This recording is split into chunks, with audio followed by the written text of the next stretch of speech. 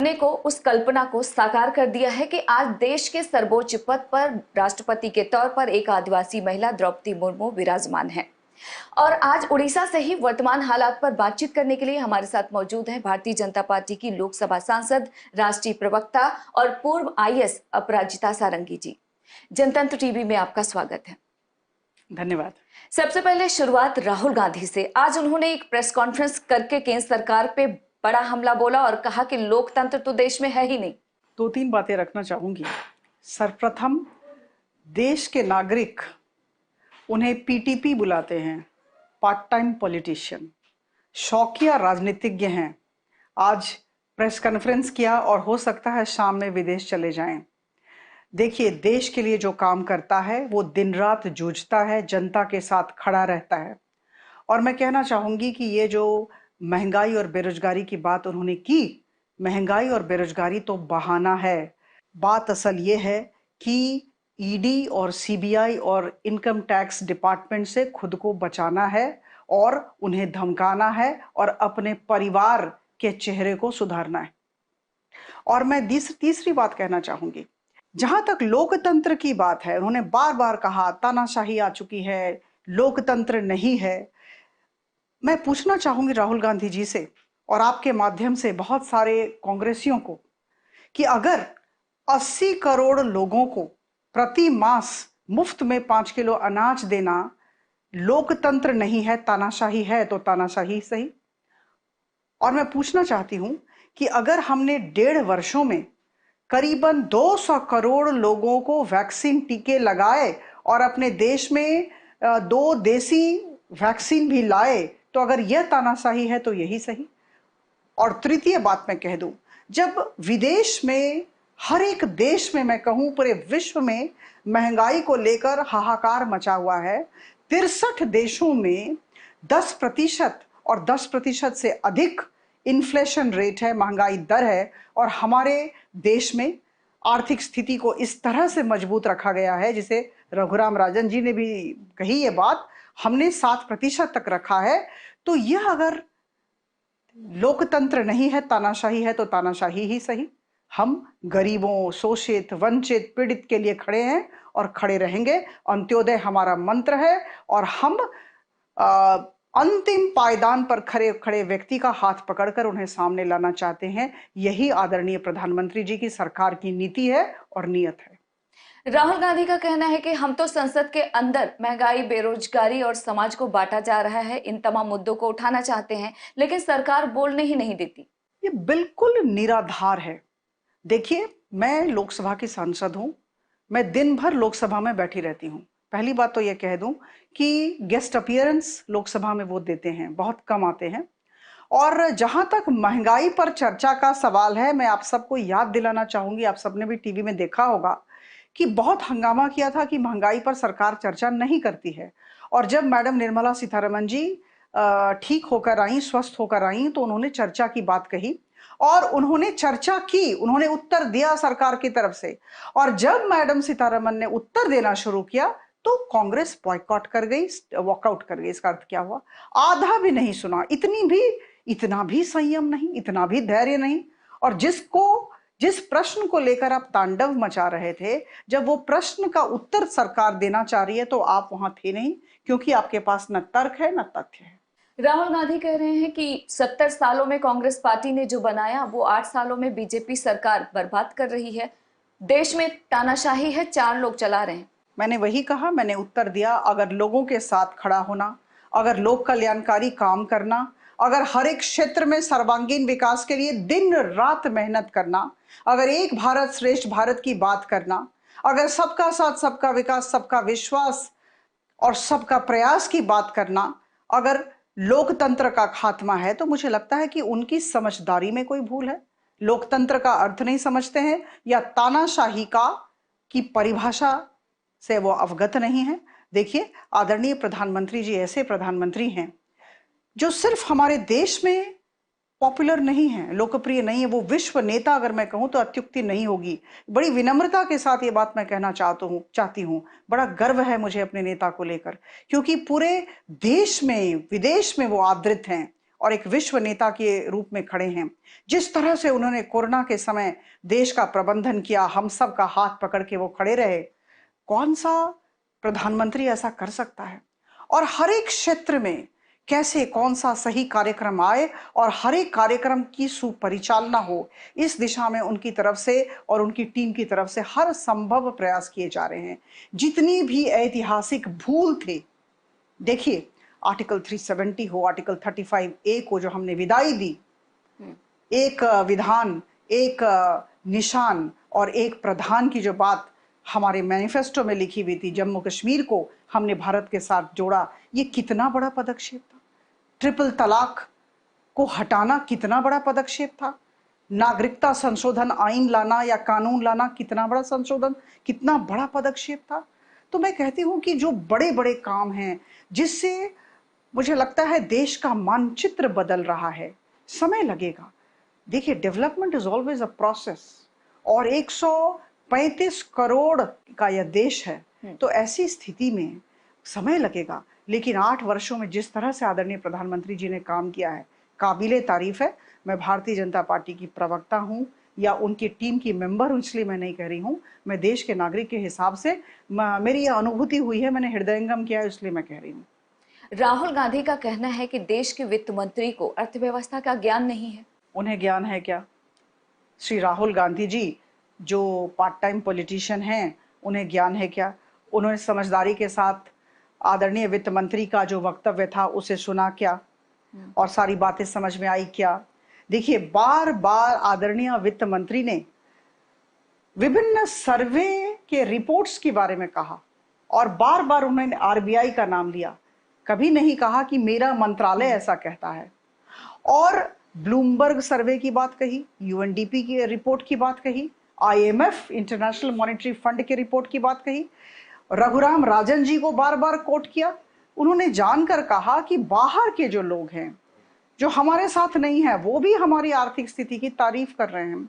और उन्होंने कहा कि हमारी इकोनॉमी का जो मैक्रो इकोनॉमी है हमारा, उसका जो फंडामेंटल्स है वो बहुत ही स्ट्रॉन्ग है, वो बहुत ही मजबूत है। और ये हमने नहीं कहा है, रघुराम राजन जी ने कहा है, जो पहले आरबीआई के गवर्नर थे, जो हमारे साथ अभी नहीं है। तो देखिए, हम किस चश्मे से किस बात को देखते हैं, यह तो हमारे ऊपर निर्भर करता है। राजस्थान के मुख्यमंत्री अशोक गहलोत कहते हैं कि जो हालात वर्तमान में देश में बने हैं, कभी किसी ने कल्पना नहीं की थी कि इस तरीके से संविधान की धज्जियां उड़ रही हैं। केंद्र सरकार संविधान को तहस नहस कर रही है। देखिए, आज राहुल गांधी जी के साथ अशोक गहलोत जी बैठे थे। ये मुझे समझ में नहीं आता है कि राजस्थान जैसे महत्वपूर्ण राज्य का मुख्यमंत्री बार बार अगर दिल्ली में आके बैठेगा तो वहां क्या हो रहा होगा। राजस्थान में जो लॉ एंड ऑर्डर सिचुएशन है उससे हम सब वाकिफ हैं। अभी जब ईडी ने राहुल गांधी जी को बुलाया या सोनिया गांधी जी को बुलाया तो इन्होंने यहाँ धरना दिया। पहली बात तो यह है कि बार बार एक राज्य का मुख्यमंत्री क्यों आएगा अपने राज्य को छोड़कर, काम तो वहां है, पहली बात। दूसरी बात मैं कह दूं, आज आप सबने प्रेस कॉन्फ्रेंस देखा, मैंने भी देखा, राहुल गांधी जी और श्री अशोक गहलोत जी ने हमारी आर्थिक स्थिति के विषय में कहा, महंगाई के विषय में कहा, बेरोजगारी के विषय में कहा। देखिए, दो तरह की बातें होती हैं। एक होता है जनरल स्टेटमेंट देना, मैं आपके साथ बैठी हूं और मैं कुछ भी कह दूं, और एक बात होती है तर्क और तथ्य के साथ बात करना, आंकड़ों के साथ बात करना। जब मैडम निर्मला सीतारमण ने बातचीत की तो आंकड़ों के साथ बात की। हम सब जब बात करते हैं भारतीय जनता पार्टी की तरफ से या सरकार की तरफ से, तो हम आंकड़ों को लेकर बात करते हैं। लेकिन आज किसी भी तरह का तुलनात्मक अध्ययन उन्होंने नहीं किया, किसी भी तरह का आंकड़ा नहीं दिया। अरे प्रमाणित तो करें, जनरल स्टेटमेंट देने से तो नहीं होगा, प्रमाणित करें। लेकिन कांग्रेस का ये आरोप है कि क्योंकि वो महंगाई बेरोजगारी का मुद्दा उठाना चाह रहे थे, इसलिए केंद्र सरकार ने ईडी के जरिए कार्रवाई करवाई, दबाव की राजनीति कर रही है। क्या सही है? देखिए, ऐसा है, कांग्रेस के अस्तित्व का सवाल है। 2014 से लेकर 2022 तक देश में 50 विधानसभा के चुनाव हुए हैं, और उसमें से 41 विधानसभा के चुनाव में कांग्रेस पार्टी मात खाई है, हार गई है। तो कांग्रेस को एक तरह से पूरे देश ने नकार दिया है, और ऐसी स्थिति में उनके अस्तित्व का सवाल है, उनकी सार्थकता का सवाल है, उन्हें सार्थक बने रहना है। तो मुझे लगता है इसीलिए उन्होंने महंगाई का मुद्दा उठाया, बेरोजगारी का मुद्दा उठाया, कल हो सकता है महिलाओं की स्थिति का मुद्दा उठा देंगे। तो उन्हें तो जीवित रहना है, इसलिए ये कर रहे हैं। और आज ये स्थिति है कि जहां तक भारतीय जनता पार्टी का सवाल है, करीबन 18 राज्यों में एनडीए की सरकार है। और मैं कह दूं कि आदरणीय प्रधानमंत्री जी का संवाद भारत के 130 करोड़ 35 करोड़ लोग समझते हैं और उन पर विश्वास है। हमारे प्रधानमंत्री जी दिन रात मेहनत करते हैं, सबसे यही उनकी अपेक्षा रहती है कि हम सब मेहनत करें, और लोगों का उन पर बहुत ज्यादा विश्वास है। और लोकतंत्र में मैं कह दूं, लोगों का समर्थन, जिसे हम जन समर्थन कहते हैं, यही हार या जीत का मापदंड होता है। जिसके पास संख्या है उसी के पास बाहुबल है। क्योंकि ईडी का आरोप केवल कांग्रेस पार्टी नहीं लगा रही है। शिवसेना सांसद संजय राउत ने एक बयान दिया जिसमें उन्होंने कहा कि बीजेपी के लोग फोन कर रहे थे भाजपा के साथ आने के लिए, नहीं बात को माने तो उनकी गिरफ्तारी हो गई। ममता बनर्जी का भी आरोप है। देखिए, ये सब बातें अच्छी लगती तब, संजय राउत की बातें अच्छी लगती या फिर राहुल गांधी जी की बातें अच्छी लगती जब ये ईडी पर प्रहार करते हैं। ये बातें तब अच्छी लगती जब ये जो जांच हो रही है इसमें किसी भी तरह का स्कैम न निकलता, गबन की बातें न निकलती। जहां तक संजय राउत जी का सवाल है, पात्रा चौल स्कैम में 1039 करोड़ का स्कैम निकला है। और यह भी बात पता चली है कि प्रवीण राउत के साथ उनके प्रगाढ़ संबंध थे और प्रति महीने वो 2 लाख रुपए लिया करते थे। और उनकी और उनके परिवार के जो जो विजिट्स हुए हैं विदेश में, उसकी फंडिंग प्रवीण राउत ने की है। और वर्षा राउत जी के अकाउंट में पैसे गए हैं, संजय राउत जी के अकाउंट में पैसे गए हैं। तो तथ्य और तर्क है और इंक्रिमिनेटिंग डॉक्यूमेंट्स हैं, तो वो क्या कहेंगे? अभी तो खुद को बचाना है। और जहां तक ममता बनर्जी जी का सवाल है, आप देखिए पार्थो चैटर्जी जी के विषय में हम लोग जानते हैं किस तरह से माउंटेन्स ऑफ कैश, रुपए का अंबार नजर आ रहा है। मैं क्या कहूँ, 50 करोड़ रुपए 1-2 घरों से निकलते हैं, बड़ी बात है। देखिए, जो साधारण व्यक्ति होता है उसके यहाँ कितना पैसा रहता है वो आप भी जानती हैं और मैं भी जानती हूँ। तो मुझे लगता है कि सबसे पहले तो अपने गिरेबान में झांकना चाहिए और तब दूसरों के बारे में कहना चाहिए। और जहां तक ईडी का सवाल है, ईडी एक स्वतंत्र संस्था है, संवैधानिक संस्था है, ईडी अपना काम करती है। और जहां तक हमारे सरकार का सवाल है, हम ईडी के कार्यों में क्यों इंटरफेयर करें? सीबीआई हो, ईडी हो, ये अपना काम करती है, सबूत और प्रमाण के आधार पर काम कर रही है। तो सबसे पहले तो प्रमाणित करें देश को कि ये बिल्कुल साफ है, पाक है। प्रमाणित तो करके दिखाएं। प्रमाणित तो कर नहीं सकते हैं क्योंकि ये सारी बातें सामने आ चुकी हैं। झारखंड के मुख्यमंत्री हेमंत सोरेन कहते हैं कि बीजेपी ऑपरेशन लोटस को ईडी के जरिए अंजाम देना चाहती है झारखंड में। देखिए, झारखंड की तो अवस्था बहुत ही खराब है। जहां तक कार्य का सवाल है, लोगों के वेलफेयर का सवाल है, जिस तरह से कल्याणकारी नीतियां वहां कार्यान्वित की जा रही हैं, उनका सवाल है। बहुत दुख है कि हमारे झारखंड में रहने वाले लोग गरीब तबके के लोग हैं, कहते हुए दुख हो रहा है, लेकिन उनकी स्थिति उतनी अच्छी नहीं है जितनी दूसरे राज्यों की है।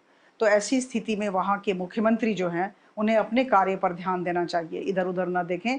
झारखंड में जो आर्थिक स्थिति है उसे सुधारें। आप उड़ीसा से आती हैं और वर्तमान में देश की राष्ट्रपति उड़ीसा से ही हैं। द्रौपदी मुर्मू जी आदिवासी समाज को रिप्रेजेंट करती हैं। उनका जीवन बहुत ही संघर्षपूर्ण रहा है, कैसे देखती हैं आप? नमस्ते हैं। आदरणीय द्रौपदी मुर्मू जी के विषय में जितना भी कहूँ कम होगा। मैं कहूँगी मेरा सौभाग्य रहा है कि उनके साथ मैंने कुछ समय बिताए हैं और बार बार उनके साथ संपर्क में आई हूँ। बहुत ही सरल हृदय की महिला हैं। बहुत ही अच्छा काम उन्होंने विधायक के तौर पर, मंत्री के तौर पर किया है। और जब झारखंड में वो गवर्नर थी उस समय भी उन्होंने कुछ कुछ ऐसे निर्णय लिए हैं जिसका दूरगामी प्रभाव पड़ा है। और मनुष्य के रूप में भी मैं कहूँगी कि संघर्ष में जीवन रहा है, लेकिन संघर्ष ने उन्हें कभी हराया नहीं। उन्होंने संघर्ष को हराया है और आज यहाँ पहुँची हैं। तो मुझे लगता है कि वो हम सब के लिए, खासकर महिलाओं के लिए प्रेरणा की स्रोत हैं। क्योंकि जिस तरीके से द्रौपदी मुर्मू जी राष्ट्रपति बनी हैं, राष्ट्रपति बनने के बाद आदिवासी समाज में सरकार को लेकर काफी उम्मीदें हैं। क्या आपको लगता है कि सरकार उस समाज के लोगों के उम्मीदों पर खरी उतर पाएगी? बिल्कुल। देखिए, मैं कह दूं करीबन 10 करोड़ से ज्यादा आदिवासी हमारे देश में हैं और हर संभव प्रयास भारत सरकार कर रही है उनके जीवन में उत्थान लाने के लिए। मैंने कहा अंत्योदय, अंत का उदय। जो गरीब हैं, शोषित हैं, पीड़ित हैं, वंचित हैं, जनजाति के लोग हैं, उन सब का उत्थान हो, वो लोग आगे आएं। इस दिशा में हर क्षेत्र में काम हो रहा है। और मैं आपको बताना चाहूँगी, जो national commission for backward castes, उसको भी संवैधानिक दर्जा आदरणीय प्रधानमंत्री जी की सरकार ने ही दिया है। तो मुझे लगता है कि जहाँ तक जनजाति का सवाल है, सबसे बड़ी बात तो हुई कि एक आदिवासी महिला को राष्ट्रपति बनाया गया है। इससे बड़ा और क्या संदेश हमारे प्रधानमंत्री देश को देते। और मुझे लगता है इससे, इस पदक्षेप से उन्होंने हजारों करोड़ों लोगों का विश्वास जीता है। यदि ऐसे में आपकी बात करें, आमतौर पे सबका सपना होता है आईएएस बनना। हाँ। आपने तो आईएएस की नौकरी भी की और उसको छोड़कर आप राजनीति में आई। ऐसे में अगर महिलाओं का संघर्ष, राजनीति की बात करें, तो आप कैसे देखती हैं और कितना संघर्ष है महिलाओं के लिए राजनीति में? मैं कहूँगी राजनीति में संघर्ष है, महिलाओं के लिए निश्चित तौर पर अधिक है। लेकिन अभी महिलाओं की स्थिति सुधर रही है। आज मैं आपको बताना चाहूँगी कि जो पंचायती राज सिस्टम हमारा है, जिला परिषद तक, सरपंच से जिला परिषद तक, इसमें करीबन 45.61% महिलाएं हैं। और जहां तक लोकसभा का सवाल है, लोकसभा में 78 सांसद महिलाएं हैं। तो मैं कहूँगी कि स्थिति सुधर रही है, लेकिन बहुत कुछ करना है। और संघर्ष तो बिल्कुल महिलाओं को करना पड़ता है, क्योंकि उन्हें घर भी देखना है और उसके अलावा अपनी जगह भी राजनीति के क्षेत्र में बनानी है। तो मैं तो लगातार महिलाओं के साथ चर्चा करती रहती हूँ, लेकिन मुझे लगता है कि महिलाओं में शक्ति भी बहुत है। ये जो अंतर्निहित शक्ति उनकी है, और जो परिश्रम करने की जो इच्छा है, और जो उनका फोकस है, निश्चित तौर पर ये सारी बातें महिलाओं को बहुत दूर तक ले जाएंगी।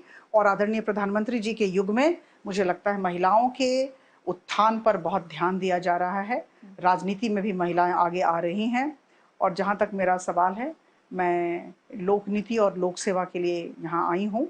और कहीं ना कहीं मुझे आईएएस ऑफिसर जब थी और 24 साल तक बहुत ज़्यादा काम किया, मन लगा कर काम किया, तो कहीं ना कहीं मुझे लगने लगा था कि इस सीमा में अब नहीं रहूंगी। बड़ा क्षेत्र चाहिए, बड़ा क्षितिज चाहिए, बड़ा प्लेटफॉर्म चाहिए, और हजार करोड़ों लोगों के साथ अपने जीवन को मैं जोड़ना चाहती थी। इसलिए मैं आई हूँ और बहुत खुश हूँ। अगला सवाल मेरा यही था कि क्या आपने कभी सोचा था कि आप राजनीति में आएंगे, क्योंकि समाज सेवा तो आईएएस रहते हुए भी कर सकती थी? नहीं, देखिए, समाज सेवा बिल्कुल कर रही थी, लेकिन मैंने कहा वहाँ पर क्षेत्र सीमित हो जाता है। हम बंधे हुए रहते हैं, रूल्स रेगुलेशंस बहुत सारे रहते हैं, एक फ्रेमवर्क के अंदर जीना पड़ता है। और राजनीति और ब्यूरोक्रेसी को तो कंपेयर कर ही नहीं सकते हैं। यहाँ पर एक बहुत बड़ा प्लेटफॉर्म है और बहुत ज़्यादा संतोष है। लोगों के साथ जुड़ के काम करने का जो मज़ा है, वो मुझे लगता है राजनीति में ही है। और मेरे लिए, जैसा कि मैंने कहा, मैं पुनरावृत्ति करूँगी, लोक सेवा और लोकनीति का माध्यम है राजनीति, और इसलिए मैं यहाँ आई हूँ। जहाँ तक आईएएस का सवाल है, तो मुझे लगता है 24 साल तक काम करने के बाद मुझे लगा कि जितना मुझे देना था मैंने दिया, और जितना लेना था लिया। अब आगे बढ़ा जाए। अब ब्यूरोक्रेट की अगर बात करें, आमतौर पर ब्यूरोक्रेसी की तरफ से ये आरोप लगता है कि राजनीतिक दबाव के चलते वो काम नहीं कर पाते हैं। आप क्योंकि ब्यूरोक्रेट भी रह चुकी हैं और अब आप राजनीति में हैं, तो जो ब्यूरोक्रेट हमेशा आरोप लगाते हैं पॉलिटिक्स पे, आपको क्या लगता है वो कितना सही है? ये सही है। देखिए, मैं 24 साल तक ब्यूरोक्रेट थी, और मैं सबकी बात नहीं करूंगी, लेकिन तो राजनीतिज्ञों की तरफ से निश्चित तौर पर दबाव होता है। और बहुत जगह ऐसा भी होता है कि अगर एक अच्छा ब्यूरोक्रेट है और वो किसी तरह की नीति को लाना चाह रहा है, पॉलिसी को लाना चाह रहा है, कार्यक्रम को लाना चाह रहा है, कार्यान्वित करना चाह रहा है, तो अगर राजनीतिक इच्छा शक्ति नहीं होती है तो वो नहीं कर पाएंगे। और मैंने देखा है, मैंने अपने जीवन में भी देखा है, बहुत सारे काम मैं नहीं कर पाई, क्योंकि कहीं ना कहीं मुझे लगा कि मुझे वो जो एक पॉलिटिकल सपोर्ट था, पॉलिटिकल विल था, वो नहीं मिला। तो राजनीतिज्ञों के हाथ में निश्चित तौर पर बहुत ही, मैं कहूँगी हाँ ना, तो निश्चित उनके हाथ में रहता है। लेकिन सबसे अच्छा हो अगर ब्यूरोक्रेसी और पॉलिटिक्स ये दोनों साथ मिलकर काम करें। Politicians and bureaucrats must learn to work together. इनका स्ट्रेंथ है, ब्यूरोक्रेट्स का भी स्ट्रेंथ है, उन्हें रूल्स रेगुलेशंस का बड़ा ज्ञान है, पढ़ के आते हैं। और जहां तक राजनीतिज्ञों का सवाल है, मैं कहूंगी कि इमोशनल कोशेंट इनका बहुत हाई रहता है। राजनीतिज्ञ जानते हैं काम कैसे कराया जाता है और जमीन से जुड़े होते हैं राजनीतिज्ञ, इसलिए उन्हें जमीनी हकीकत का अंदाजा बहुत रहता है, बहुत ही समझदारी उनकी रहती है, परिपक्वता रहती है। तो मुझे लगता है अगर दोनों मिलकर काम करें तो देश के लिए बेहतर है, समाज के लिए बेहतर है। पश्चिम बंगाल की मुख्यमंत्री ममता बनर्जी की यदि बात करें तो एक बार फिर से वो दिल्ली में है और तमाम लोगों को, जो विपक्षी दल हैं, उनसे मुलाकात करके केंद्र सरकार के खिलाफ एकजुट करने की कोशिश करेंगी। क्या आपको लगता है कि इसमें उनको सफलता मिलेगी या फिर बीजेपी पर कितना असर होगा इसका? देखिए, दिल हूं अरमान भरा, दिल्ली की गद्दी तक आना चाहती हैं। दुख इस बात का है कि त्रिपुरा और गोवा में भी हार गई। तो भाई, जो दिल्ली की गद्दी पर आना चाहता है वो कम से कम त्रिपुरा और गोवा तो जीत कर दिखाए। छोटे छोटे राज्य हैं, वहां तो कुछ हुआ नहीं।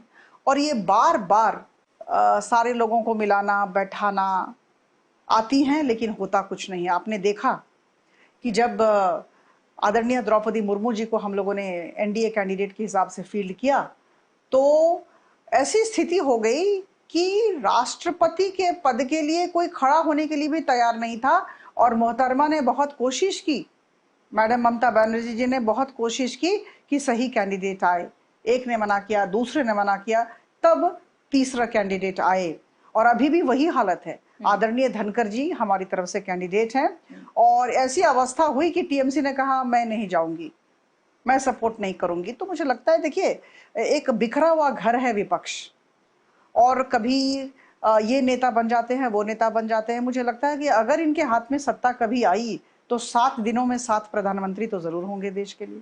प्रधानमंत्री ने हर घर तिरंगा अभियान से जुड़ने के लिए देशवासियों से अपील की। सरकार द्वारा आयोजित तिरंगा यात्रा में विपक्ष शामिल नहीं हुआ। अधीर रंजन चौधरी कहते हैं कि दरअसल तिरंगा यात्रा की आड़ में भाजपा अपना एजेंडा चला रही है। देखिए, मैं आपके माध्यम से गुजारिश करना चाहूंगी कि तिरंगा को लेकर राजनीति ना हो। कुछ ऐसे मुद्दे हमारे जीवन में होते हैं जिनको लेकर राजनीति न की जाए, राजनीति से परे होते हैं, और तिरंगा भी वैसा ही है। घर घर तिरंगा आदरणीय प्रधानमंत्री जी का कार्यक्रम है। हम आज़ादी के अमृत महोत्सव मना रहे हैं, आज़ादी के अमृत काल के दौर से गुजर रहे हैं। 15 अगस्त 2022 हम 75 साल स्वाधीनता के पूरा करने वाले हैं और आगामी 25 वर्षों में 2047 तक में हमारा ये जो आज़ादी का काल है, ये इसकी पूर्णाहुति होगी।